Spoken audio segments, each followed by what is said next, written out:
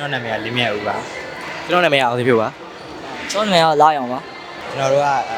KBDC Canary Campus မှာတက်ရောက်နေတာဒီနေ့ကျွန်တော်တို့ဒီနေ့ project ရှုရဲ့ခေါင်းစဉ်ကတော့ Smart City ပေါ့နော်ဒီကရည်ရွယ်ချက်ကတော့ဒီ IT ပညာရေးနဲ့ city တစ်ခုကိုတိစောက်ရတဲ့ပုံဖြစ်ပါတယ် တူတူကူအောင်လောက်တာဗျ ပြန်ပြီးတော့ပစ္စည်းကို recycle ရောလုပ်တယ်ပေါ့ပြီးတော့အပြင်ကဘူးသုတာလေးရောနည်းနည်းထည့်ရတယ် ကျွန်တော်တို့က PT ဖြစ်နေတာကျွန်တော်တို့လောက်ထားတဲ့ project တွေကိုကျွန်တော်တို့လူများကိုပြသခွင့်ပေးရတဲ့ကျွန်တော်တို့ကအနာဂတ်အတွက်ပေါ့နော်အနာဂတ်မှာ ITPC ရဲ့တွင်တွင်ကျကျသုံးနိုင်တယ်ပြီးတော့လူတွေနဲ့ပို့ပြီးတော့နီးစပ်အောင်လုပ်ပါကျွန်တော်တို့အခုတည်းကစပြီးတော့concept အနေနဲ့တိစောက်တိုင်းဖြစ်ပါတယ်ဟုတ်ကဲ့ပါဒါကတော့ဒီရဲ့ဒီပေါ်ပြနဲ့ကားကိုလောက်တာဖြစ်ပါတယ်သူရဲ့ရည်ရွယ်ချက်ကတော့အောက်ကမဲအောင် line ကိုသူကသူ့မှာပါတဲ့ sensor နဲ့ tracking လုပ်တာဖြစ်ပါတယ်မဲအောင် line ကကိုယ်သွားရင်ဆိုရင်သူကလည်းလိုက်ပြပါတယ်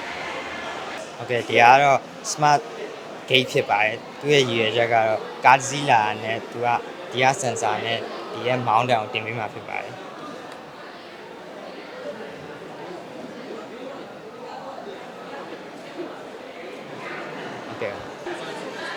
ဒါကတော့ AI TikTok တို့ဖြစ်ပါတယ်သူဒီကတော့ sketch programming နဲ့ရေးထားဖြစ်ပါတယ်ဒါ Usion နဲ့ဆိုရင်လည်းဒီရဲ့အနောက်ဘက်ကအလုပ်လုပ်ပုံပြထားခြင်းဖြစ်ပါတယ်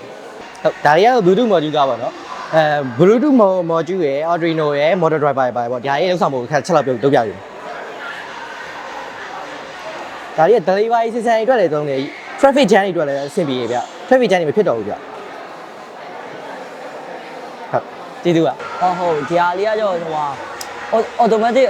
sensor trash bin ဖြစ်ပါတယ် trash bin ပဲပြီးတော့ဒီကောင်ကdust bin အနေနဲ့ဟိုဟာ railway station တွေမှာလည်းသုံးလို့ရတယ်ပြီးတော့ sensor ဒီတိုင်း auto ကွင်းတဲ့အတွက်ဟိုအချိန်ကိုလည်းတက်တာပဲဗျတော့ဒါကတော့လက်တွေ့လုပ်ရအောင်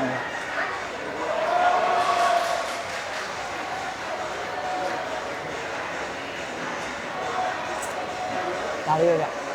ဒါကတော့ scratch programming language နဲ့လုပ်ထားတဲ့ game လေးပါဒီ game ကအရင်တော့ game တွေ5ပြအောင်လို့ကျွန်တော်ပြန်ပြီးတော့ recreation လုပ်တာဖြစ်ပါတယ်ဒီ game ရဲ့ goal ကတော့ဒီမှာရှိရဲ့တော့တွေရှာပြီးတော့game ဝါတွေဖွင့်ပြရတယ်ဖြစ်ပါတယ်